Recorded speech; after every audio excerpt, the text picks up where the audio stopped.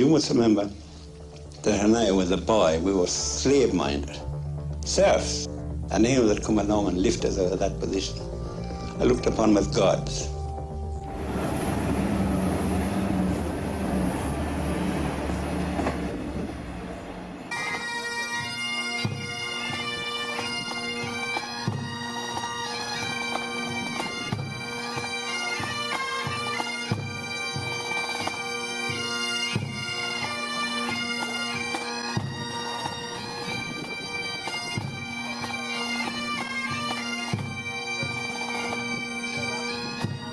1,000 years ago, these same local fields of Soloheadbeg, the Sallow Wood, witnessed a decisive battle between Brian Boru and the Vikings.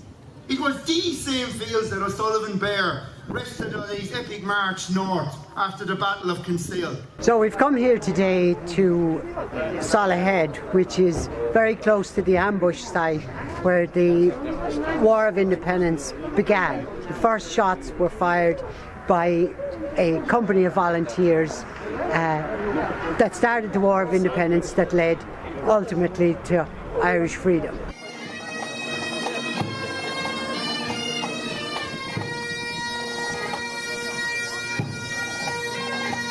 Events at Soloheadbeg on the 21st of January 1919 were controversial at the time and for some remain controversial.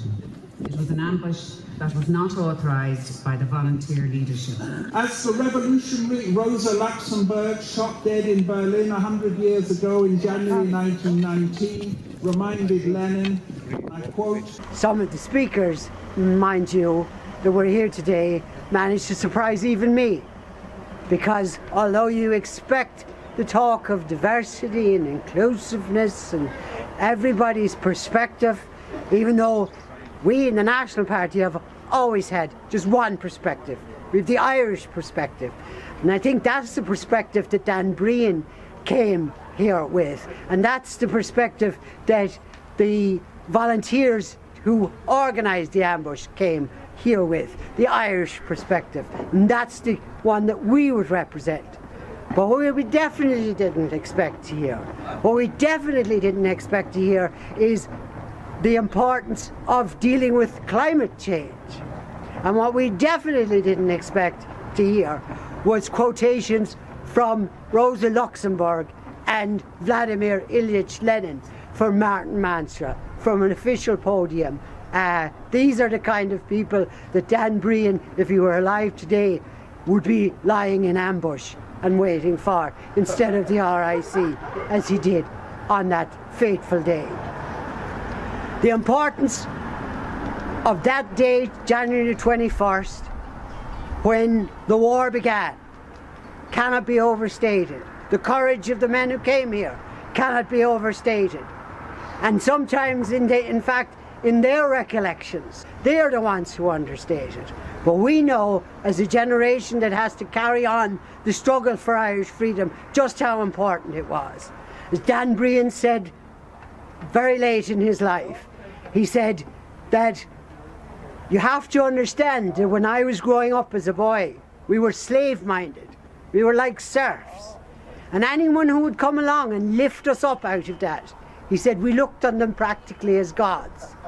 And there's a humility in the way he says that, because he came here himself, and Sean Tracy came in here himself, and the other volunteers, unauthorised, as Josepha Madigan decided to point out, unauthorised by the volunteer committee. Never mind their authorisation, they came in the name of the Irish nation, and they came in the name of the Irish people for Irish freedom.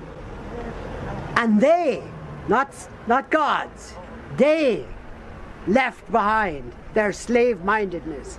They left behind the idea that they were serfs and said, we will stand up now and we will be free men. And we will not allow our country to be controlled by any foreigner of any description. And that's what happened here, was a stand was taken.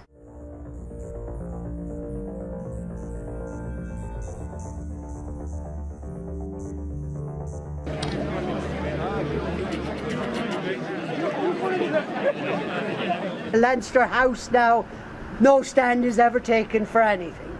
When they talk about what was authorised and not authorised, a lot of things are authorised by parliaments around the world that should never have been authorised.